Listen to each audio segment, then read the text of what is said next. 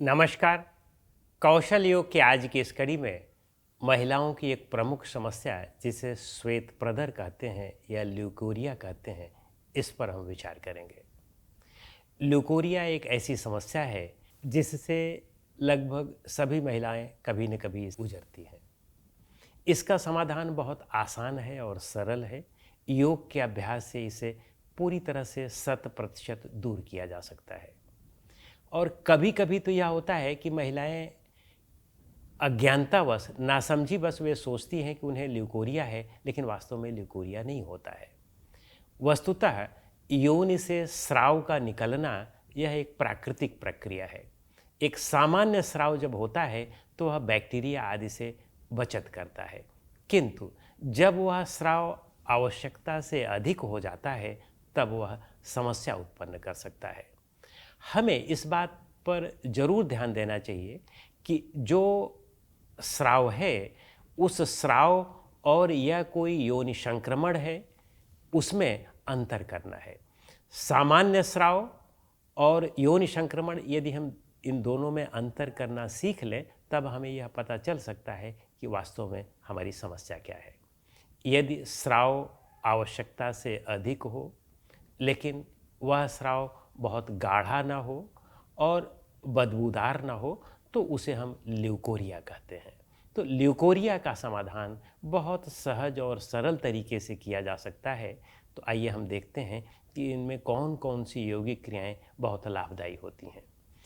इसमें जो लक्षण होता है, जैसे पेट में दर्द, कमर में दर्द, कमजोरी आना, ये सब लक्षण हो सकते हैं। तो इसके लिए जो योगिक क्रियाएं बहुत आवश्यक हैं, बहुत बढ़िया हैं, उसमें सूक्ष्म व्यायाम बहुत प्रभावी है। तो प्रतिदिन लगभग 15 से 20 मिनट महिलाओं को सूक्ष्म व्यायाम का अभ्यास करना चाहिए। सूक्ष्म व्यायाम के अभ्यास से ही समस्या का समाधान हो सकता है। कुछ दिन सूक्ष्म व्यायाम के अभ्यास के बाद फिर सूर्य नमस्कार अभ्यास में जोड़ दें, और फिर सूर्य नमस्कार के बाद फिर और भी अन्य अभ्यास जोड़ दें।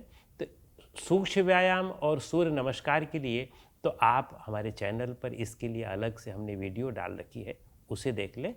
इसमें जो आसन बहुत प्रभावी होते हैं, आज हम उसको आपको बताते हैं कि आप किन किन आसनों का अभ्यास करें। सबसे पहले आप बटरफ्लाई का अभ्यास करें।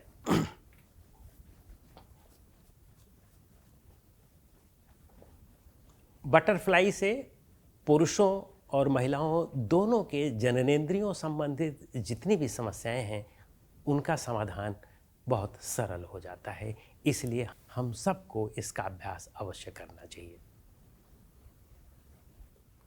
फिर इसके बाद हमें जानुसिरासन का अभ्यास करना चाहिए। तो जानुसिरासन में हम अपने एक पैर को आगे की ओर फैला लें, दायां या बायां, और दूसरे पैर को यहाँ जननेंद्रियों के नीचे एड़ी रख लें, और फिर इसके बाद दोनों हाथ को ऊपर उठा करके धीरे धीरे हमें आगे की ओर इस तरह से झुकना है।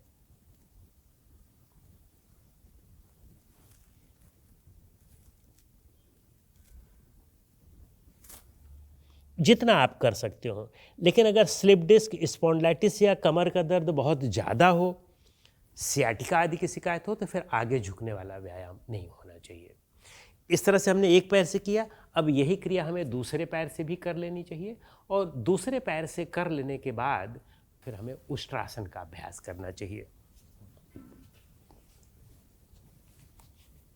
घुटनों के बल इस तरह से खड़े हो जाएं, और घुटनों के बल खड़े होकर के कोई भी एक हाथ आप पहले उसी साइड की एड़ी पर ले जाएं, और फिर दूसरा हाथ भी अगर जा सके तो दूसरा हाथ भी आप दूसरे साइड की एड़ी पर ले जाएं और हिप को आगे की ओर पुश करें।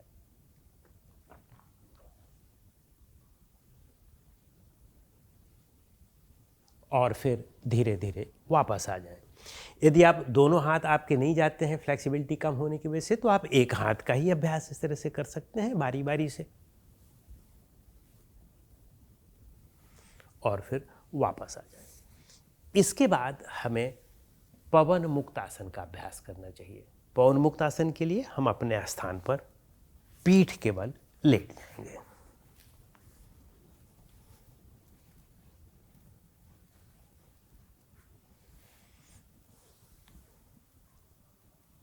अगर सर्वाइकल स्पॉन्डिलाइटिस ना हो तो सिर को उठा सकते हैं। फिर दूसरे पैर से करें, फिर दोनों पैर से एक साथ करें। यह इसकी एक आवृत्ति है। इसकी 5-7 आवृत्तियों का प्रतिदिन अभ्यास करें तो निश्चित रूप से समझ लें कि केवल इसी आसन के अभ्यास से ही आपकी इस समस्या का पूर्ण समाधान हो सकता है, क्योंकि इससे हमारा जो पेल्विक गर्डल है और एब्डोमिनल रीजन है, इन दोनों रीजनों में रक्त का संचालन पर्याप्त हो जाता है और साथ में इनमें प्राण शक्ति भी अच्छी तरह से संचरित होने लगती है।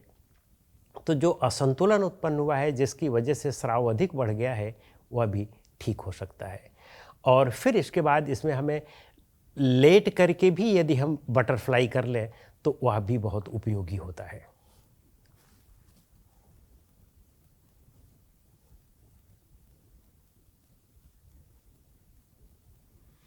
और साथ में यदि हम इसमें मरकट आसन कर लें, अपने हाथ को इस तरह से साइड में शोल्डर के लेवल तक फैला लें और अपने एक पैर को घुटने से मोड़ करके इस तरह से अभ्यास कर लें।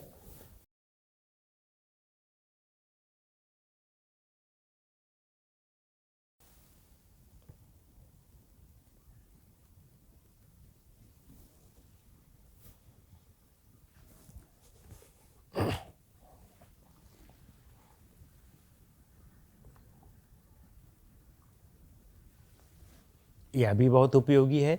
दोनों पैरों को इस तरह से घुटने से मोड़ करके थोड़ा गैप रख करके ऐसे भी कर सकते हैं। पैर दूसरी तरफ, सिर दूसरी तरफ। इसकी भी 5-5, 10-10 आवृत्तियों का अभ्यास कर सकते हैं। और फिर उसके बाद हमें एक महत्वपूर्ण आसन जिसे हम सेतुबंध आसन कहते हैं, उसका भी अभ्यास किया जा सकता है। दोनों पैर को इस तरह से मोड़ लें और हिप्स को जितना ऊपर उठा सकते हो ऊपर उठा लें।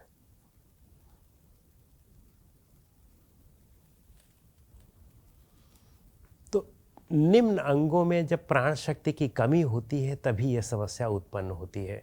यूरोजेनाइटल की संबंधित जितनी भी समस्याएं हैं, चाहे वह पुरुष को हो या महिलाओं को, इन अंगों में जब प्राण शक्ति की कमी हुई तभी यह समस्या होती है। इन आसनों से उस प्राण शक्ति को हम संतुलित कर सकते हैं। और फिर इसके बाद धनुरासन और भुजंगासन का भी अभ्यास किया जा सकता है। तो इस तरह से इन आसनों के अभ्यास के बाद अब हमें प्राणायाम का अभ्यास करना है। इसके लिए नाड़ीशोधन प्राणायाम बहुत मुफीद प्राणायाम होता है। यदि हम नाड़ीशोधन का प्रतिदिन अभ्यास लगभग 10 से 15 मिनट करें तो इस समस्या का बहुत आसानी से समाधान किया जा सकता है। तो आइए हम देखते हैं कि कैसे इसका अभ्यास किया जाता है। दाहिने हाथ की अंगूठे से दाहिनी नासिका को इस तरह से हल्के से बंद कर लें और अब 2 उंगलियों को, जो पहली 2 उंगलियां हैं, इसको या तो नीचे कर लें या तो यहाँ पर भ्रू मध्य पर रख लें। तीसरी उंगली इस तरह से फ्री रखें और चौथी भी आप मोड़ सकते हैं या ऐसे फ्री रख सकते हैं। अब आप बाईं नासिका से धीमी, लंबी और गहरी श्वास अंदर लेंगे।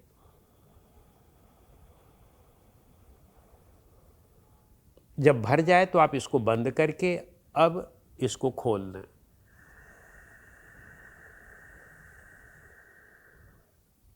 फिर आप इसी से श्वास अंदर ले लें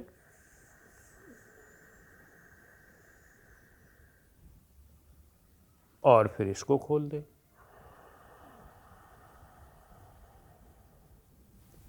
यह 1 राउंड हुआ है।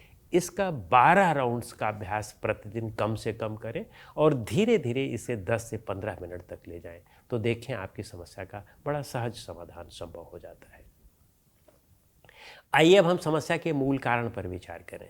इस समस्या के मूल कारण में भोजन का असंतुलन, व्यायाम की कमी और मानसिक तनाव होता है। यदि भोजन को ठीक कर लें, जो भोजन में हम बहुत ज़्यादा तली भुनी चीज़ें या बहुत ज़्यादा खट्टी और मिर्च मसाले वाली चीज़ें खाते हैं, उसको हम ठीक कर लें तो भोजन के संतुलन से ही इस समस्या को पूरी तरह से ठीक किया जा सकता है। अनेक महिलाएं ऐसी हैं कि केवल भोजन में ही फेरफार करके उन्होंने अपनी समस्या को ठीक कर लिया है। दूसरा, व्यायाम की कमी भी होती है। हम व्यायाम नहीं करते हैं, निष्क्रिय जीवन शैली अपनाते हैं।